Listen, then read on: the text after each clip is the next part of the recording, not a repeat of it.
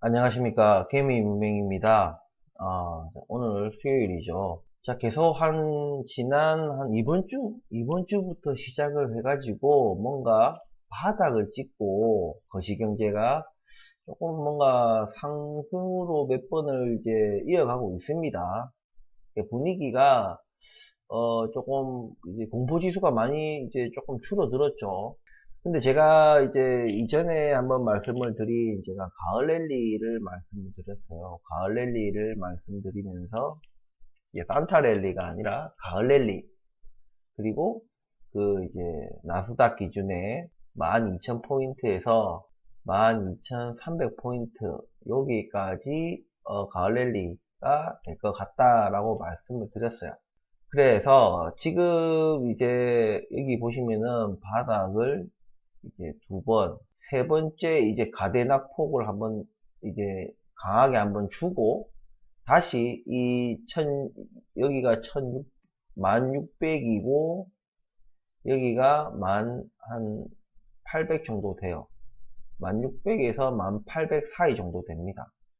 여기를 이제 이제 어제이죠. 어제 이제 미국 나스닥이 강하게 뚫고 올라오는 모습을 보여주고 있습니다. 자, 이거를 우리가 이제 바닥으로 봐야 되느냐. 저는 왜 우리가 가을 랠리라는 말을 제가 일단 초단기 랠리로서 제가 말씀을 드렸습니다. 그리고 그 제시로 이제 12,000에서 12,300까지를 제가 말씀을 드렸는데 바로 여기 이 구간입니다. 이 구간. 여기 구간까지 가야 되는데 지금 이제 11월 달에 이제 연준 이제 회의가 있죠. 연준 회의가 있는데 그때까지 좀 시간이 애매해요. 좀 모질한데 이미 11월 연준은 사실상 0.75 이제 그 기준금리 인상으로 이제 거의 이제 시장에서 받아들이고 있어요. 그런 상황이고 그걸 이미 반영이 된 거예요. 이게 반영이 된 게 이 부분이라고 생각하시면 됩니다. 그래서 반영이 이미 됐기 때문에 11월 연준에 이제 그러니까 11월 연준이 우리가 발표가 안 났는데 그걸 어떻게 이제 그걸 선반영을 하느냐. 이미 이제 우리 CPI 발표할 때 얼마 전에 이미 이렇게 0.75로 11월은 미국에서 이렇게 발표를 할 거고 그리고 이제 지금 이제 시장에서 보는 것은 12월이에요. 자, 12월 언제 가늠할 수 있겠습니까? 11월 연준 통화 이제 그 미국 연준 통화위원 이제 발표하고 나서 기자회견이나 뭐 이런 거 하면서 뭔가 12월이나 향후의 어떤 기준금리 인상 기조에 대한 어떤 뭐 기자들의 질문도 있을 거고 또 파월 아저씨가 또 뭐라 또 발표를 하겠죠. 그런 내용을 가지고 이제 12월과 그 이후에 어떤 내년에 어떤 그런 인상 기조를 어떻게 이끌어 나갈지 다들이 이제 예상을 하고 예측을 하고 좀 그렇게 할 겁니다. 고로 지금 우리가 11월 제가 연준까지를 봤지만 11월 연준이 이미 0.75로 사실상 확정이 되어 있는 상태이기 때문에 11월 좀 연준 회의가 요 상승에 찬물을 끼얹을지는 조금 확률적으로 좀 낮다. 그래서 좀 시간적으로는 충분하다. 11월까지 하고 12월이 이제 12월 연준 회의 이제 전 혹은 11월 말 그때까지 11월 하죠. 제가 봤을 때는 일단 11월 우리가 좀 중순이 넘어가고 말이 될수록 우리가 조금 더 신경을 써야 되는 부분이 있겠죠. 그래서 지금 타겟은 나스닥 기준으로 지금 타겟은 12,000 그리고 12,300 요 구간에서 조금 시장 분위기를 보면서 비중 조절을 다시 시도를 할 거예요. 제가 이렇게 좀 대응해 나갈 겁니다. 미국 시장을 제가 먼저 얘기하는 이유는 한국 시장이 어느 정도 영향을 받게 되겠죠. 우리나라에서. 그렇기 때문에 제가 미국 시장을 먼저 말씀을 드리는 거예요. 뭐, 미국 시장에 뭐 어떻게 그 기준금리 인상 기조를 어떻게 이어가느냐, 얼마를 했냐에 따라서 우리나라에서도 뭐 금통위에서 이제 한번 이제 기준금리 이제 통화위원회가 한 번 남았는데 그때 얼마를 결정을 할지, 그리고 내년에는 또 어떻게 그 인상 기조와 그 속도와 강도를 어떻게 이어갈지, 이런 것들. 그리고 정말 중요하죠. 내년에는 이제 경기 침체라는 것이 옵니다. 뭐 무슨 연착륙이니 뭐 이런 소리 듣지 마세요, 여러분들. 예? 다 헛소리입니다, 헛소리. 예, 경기 침체가 올 건데, 경기 침체가 사실 뭐 어떤 형식으로, 어떤 방식으로, 아니면 진짜 퍼펙트 스톰처럼 올지, 뭐 어떤 형식으로 올지는 모르겠지만, 이 경기 침체가 온다는 것은 사실상 거의 뭐 이것도 확정이라고 보시면 됩니다. 다만 이 뭐 날짜를 특정할 수가 없고, 시기를 어떻게 특정할 수가 없고, 어떤 뭐 경로나 뭐 방식이나 뭐 어느 부분에서 터질지, 그 파급력이 또 얼마나 될지, 뭐 이런 것들이 전혀 이제 예측 불허의 상태고 되고, 경기 침체가 일단은 다가온다. 이제 뭔가 그런 것들이 어느 여러 가지 지표나 지수나 뭐 그런 것들이 발표가 되겠죠. 그러면서 이제 제가 생각하는 것은 내년 적어도 1분기, 2분기에 한번 충격이 있을 것이다. 그때 우리는 다시, 예, 이번에 올해 제 마지막 불꽃이다. 이것이 만약에 이번 가을 랠리가 이제 시작이 돼서 12,000에서 13,000 요 구간에 들어오면은 이것이 올해의 마지막 불꽃이고, 이때 비중 조절을 하고 내년 이제 1분기 혹은 2분기에 다시 이제 재진입할 수 있는 포인트를 잡아 나갈 것이다. 저는 이렇게 지금 전략을 좀 짜고 있어요, 지금. 미국 시장은 지금은 거시적 경제의 어떤 영향을 굉장히 많이 받는 시장이기 때문에, 제 아무리 개별 종목이 뭐 진짜 뭐 대박 호재가 아닌 이상은 이 거시적 경제 상황을 좀 이기는 것은 사실상 불가능하다고 말씀을 드렸습니다. 그래서 미국 시장, 특히 미국 시장의 어떤 영향력은 뭐 이미 다들 많이 체감을 하셨을 거라 생각을 합니다. 그래서 미국 시장 상황을 좀 예의주시를 하면서 내년에 우리나라 시장도 지수적으로는 따라갈 거예요. 근데 말씀드렸다시피 우리나라 지수하고 개별 종목이 움직이는 거랑 미국이 지수와 개별 종목이 움직이는 건 조금 달라요. 근데 그러니까 여러분들이 이 지수는 이만큼 오르는데 왜 내 종목은 뭐 오히려 내리거나 별로 오르지도 않냐, 미동도 하지 않냐, 이렇게 생각하실 수 있거든요. 그게 우리나라 뭐 안타깝지만 어쩔 수 없는 부분입니다. 예. 미국은 같이 움직여요. 진짜 웬만한 종목 아니고서는 웬만한 그 규모의 나스닥 상장사가 나스닥이 지수가 오르면요 다 올라요. 나스닥 그 지수 어느 쯤에서 플러스 마이너스 해가지고 그만큼 다 오릅니다. 굉장히 투명한 제가 금융시장이다라고 계속 강조드리는 이유가 바로 그런 이유예요. 한마디로 장난치는 인간이 없다는 얘기입니다. 장난칠 수도 없고, 장난쳐서도 안 되고, 장난쳤다가는 진짜 그냥 우리나라 같이 손방망이 쳐버려 안 해요, 미국은. 걸렸다 하면 그냥 패가망치, 네가 재산이 얼마가 있든, 어떻든 간에 그냥 그날로 그냥 패가망신 하는 겁니다. 패가망신 더하기 징역 수십 년이죠. 뭐 50년, 뭐 80년 때려버리죠. 하는 짓거리에 따라서. 우리나라 근데 뭔 짓거리를 해도 조사도 안 하고 수사도 안 하고 잡혀가지도 않고 설사 재판에 세운다 한들 다 무혐의로 증거 불충분 뭐 이런 걸로 다 풀려나죠. 미국은 다릅니다. 그렇기 때문에 어쨌든 좀 우리 한국 시장에 어떤 장난질 치는 인간들이 많죠. 많아요. 왜냐면 이건 제 개인적인 그냥 의견이에요. 우리 한국 시장은요, 장난질 쳐라. 왜? 그렇게 장난을 쳐야지, 예? 장난을 쳐야지 주식이 도는 거예요. 그러니까. 좀 그런 부분이 있습니다. 예. 장난을 쳐야지 이게 돈이 돌고, 뭐 주식이, 이 전환이 되고, 순환이 되고, 예? 활성화가 되고, 뭐 이런 게 있어요. 왜냐면 우리는 제가 계속 강조했듯이 우리나라에는 경제 전문가도 없고 주식 전문가도 없어요. 그냥. 그렇기 때문에 다 사기꾼들이에요. 그러니까 그냥 기업조차도 어떤 정말 이 기업인다운 기업인이 없다. 찾아보기 힘들다 이거죠.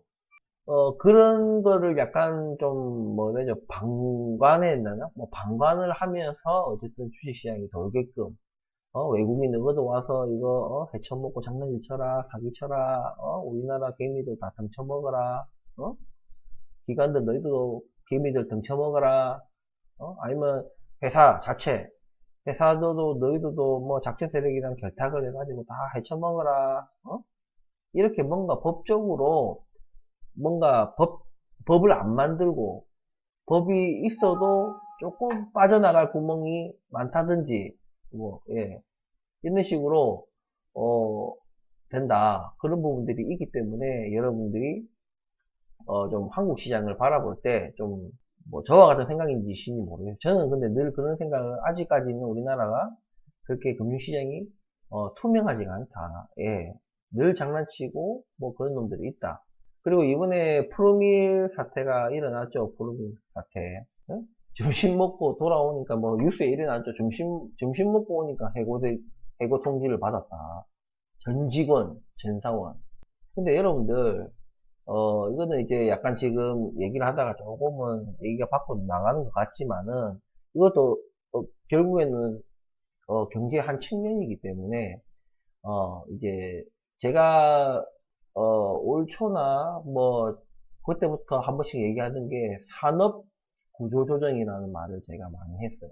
그러니까, 이제 코로나 시대가 이제 끝나고 이제 포스트 코로나가 되면서 이 과정, 이 과도기를 이제 우리가 겪으면서 정말 우리가 기존에 알고 있던 경제 논리 뭐 이런 것들이 다 파괴되면서 예? 지금 뭔가 그 명예현상으로 지금 뭔가 정상으로 가기 위해서 지금 증시가 경제가 지금 굉장히 지금 뭐라 하죠? 그런 좀 좋아지기 위해서 뭔가 그런 안 좋은 것들을 떨어내는 과정이다. 그렇게 말씀을 드렸어요.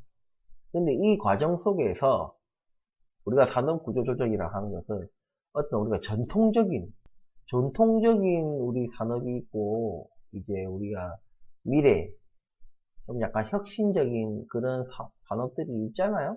이제 여기에 과거에는 여기에 좀 비중이 많이 실렸다가 전통적인 이 산업이 아예 모든 것이 사라진다는 것이 아니라 전통적인 산업이 비중이 보다 코로나 이전에는 높았었는데 이 과정을 겪고 나서는 이제는 미래 혁신적인 산업 이런 것으로 이제 좀 비중이 옮겨간다 이거죠. 그러면서 이 전통적인 산업에 해당되는 어떤 기업들은 어떤 사업 규모가 축소되고 예? 매출이 저하되고 이제 설 자리가 없고 점점 도태되고 그러면서 다 자연스럽게 자기들 만약에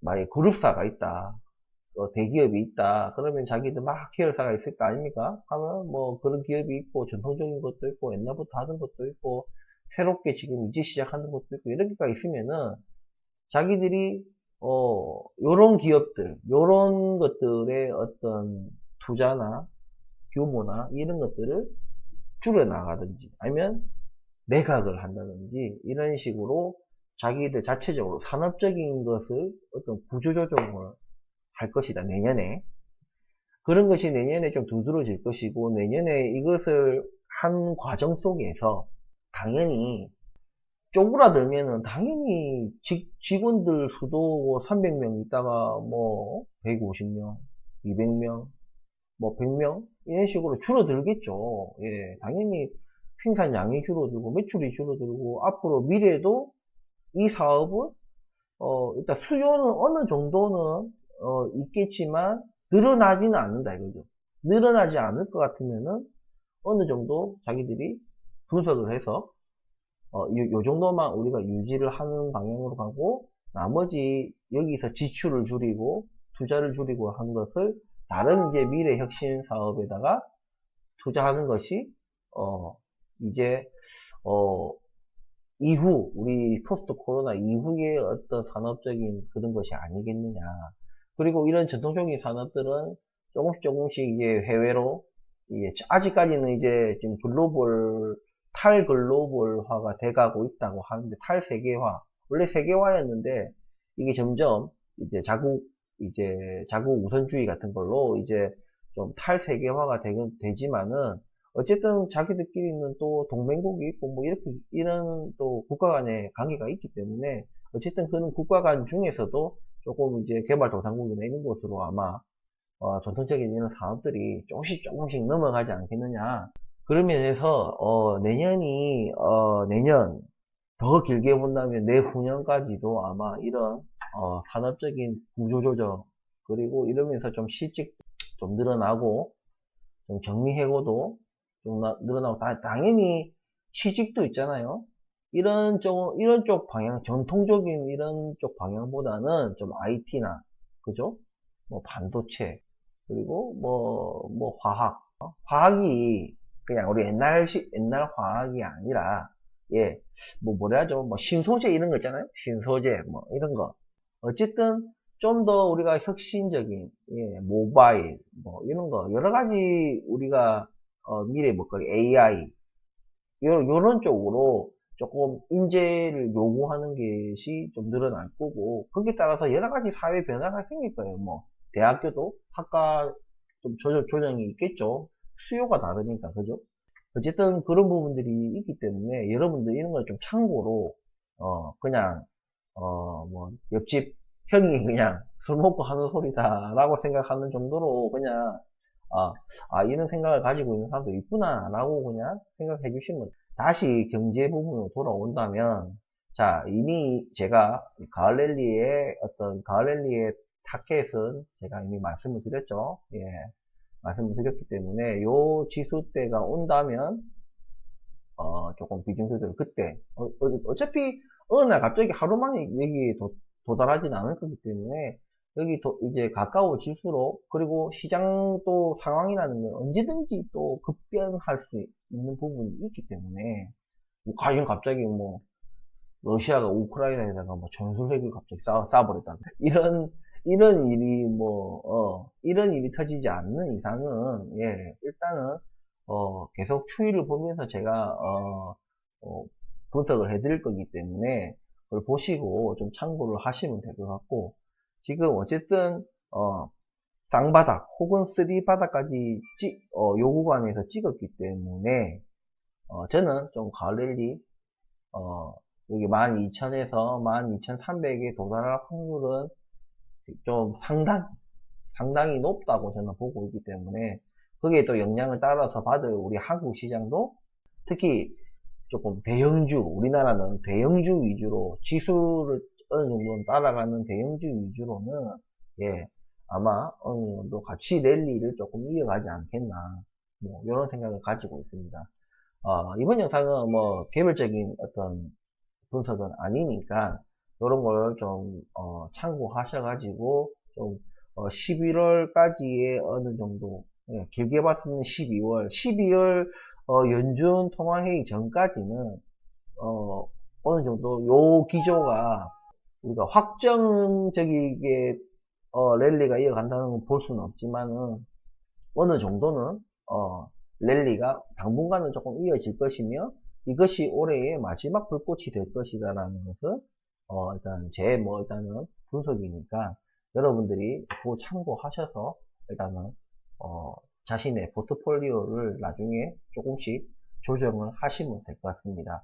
제가 다시 12,000에서 12,300 구간을 만약에 다시 이제 이 부분에 다시 진입을 할 때쯤 되면 다시 한 번 더 제가 분석을 해서 예, 이후 흐름이 어찌 될지는 또 다시 분석해서 영상을 올릴 거니까, 구독과 좋아요 해주시면은 빠르게, 소식을 받아보실 수 있을 것 같습니다. 자, 이번 영상은 이제 개별 종목 외에는, 개별 종목을 안 하고, 이제 전체적인 좀, 시장 흐름을 알아본 다음에, 제가 다른 영상으로 좀 개별 종목에 대한 말씀을 드리도록 하겠습니다. 이번 영상 끝까지 시청해 주셔서 감사합니다.